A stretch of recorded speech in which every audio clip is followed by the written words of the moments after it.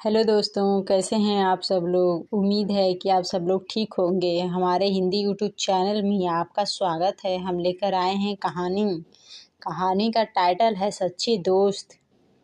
वह एक छोटी सी झोपड़ी थी। एक छोटा सा दिया झोपड़ी के एक कोने में रखा अपने प्रकाश को दूर दूर तक फैलाने की कोशिश कर रहा था, लेकिन एक कोने तक ही उसकी रोशनी सीमित होकर रह गई थी। इस कारण झोपड़ी का अधिकतर भाग अंधकार में डूबा था। फिर भी उसकी यह कोशिश जारी थी कि वह झोपड़ी को अंधकार रहित कर दे।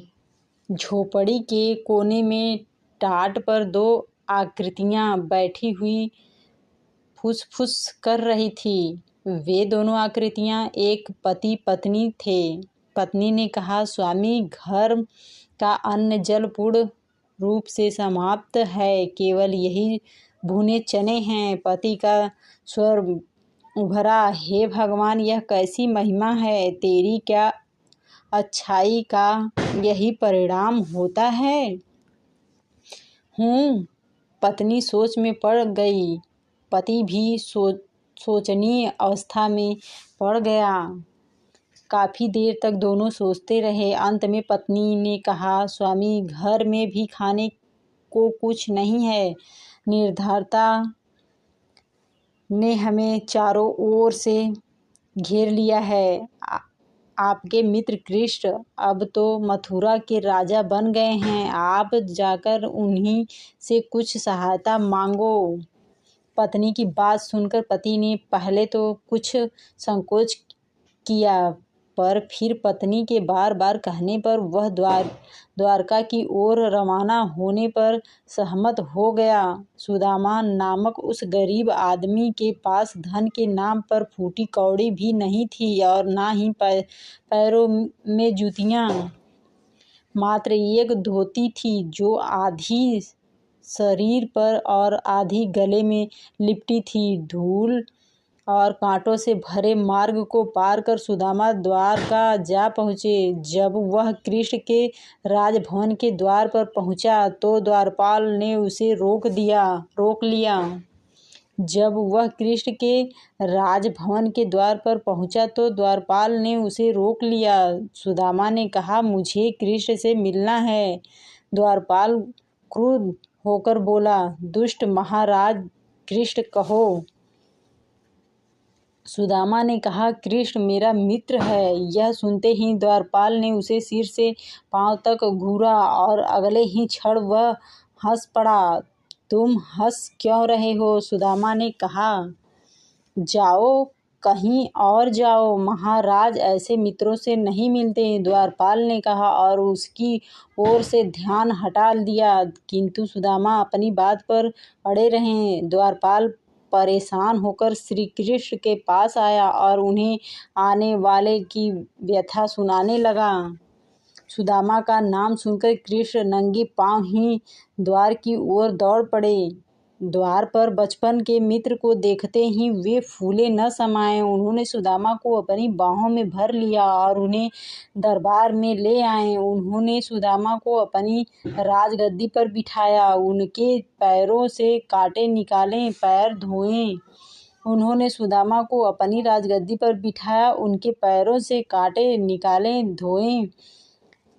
सुदामा मित्रता का यह रूप प्रथम बार देख रहे थे।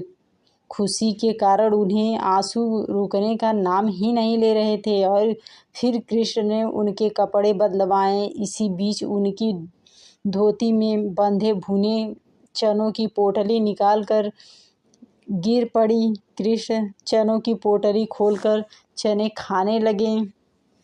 द्वारका में सुदामा को बहुत सम्मान मिला, किंतु सुदामा फिर भी आशंकाओं में घिरे रहे, क्योंकि कृष्ण ने एक बार भी उनके आने का कारण नहीं पूछा। कई दिन तक वे वहां रहे और फिर चलते समय भी ना तो सुदामा उन्हें अपनी व्यथा सुना सके और ना ही कृष्ण ने कुछ पूछा।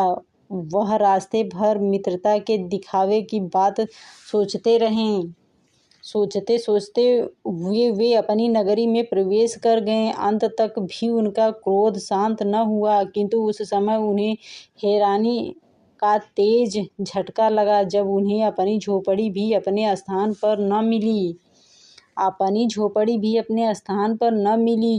के स्थान पर एक भव्य इमारत बनी हुई थी। यह देखकर वे परेशान हो उठे। उनकी समझ में नहीं आया कि यह सब कैसे हो गया, उनकी पत्नी कहाँ चली गई। सोचते सोचते वे उस इमारत के सामने जा खड़े हुए। द्वारपाल ने उन्हें देखते ही सलाम ठोका और कहा, आइए मालिक। यह सुनते ही सुदामा का दिमाग चकरा गया। यह क्या कह रहा है, उन्होंने सोचा। तभी द्वारपाल पुनः बोला, क्या सोच रहे हैं मालिक, आइए न। यह मकान किसका है? सुदामा ने अचकचाकर पूछा। क्या कह रहे हैं मालिक, आप ही का तो है। तभी सुदामा की दृष्टि अनायासा ही ऊपर की ओर उठती चली गई। ऊपर देखते ही वह और अधिक हैरान हो उठे। ऊपर उनकी पत्नी एक अन्य औरत से बात कर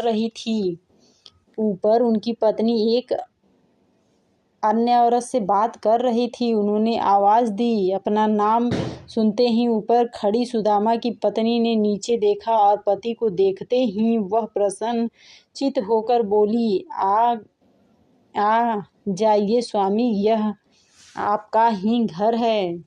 यह सुनकर सुदामा अंदर प्रवेश कर गए। पत्नी नीचे उतर आई तो सुदामा ने पूछा, यह सब क्या है? पत्नी ने कहा, कृष्ण कृपा है स्वामी। क्या सुदामा के मुंह से निकला। अगले ही पल वे सब समझ गए। फिर मन ही मन मुस्कुराए, बोले, छलिया कहीं का।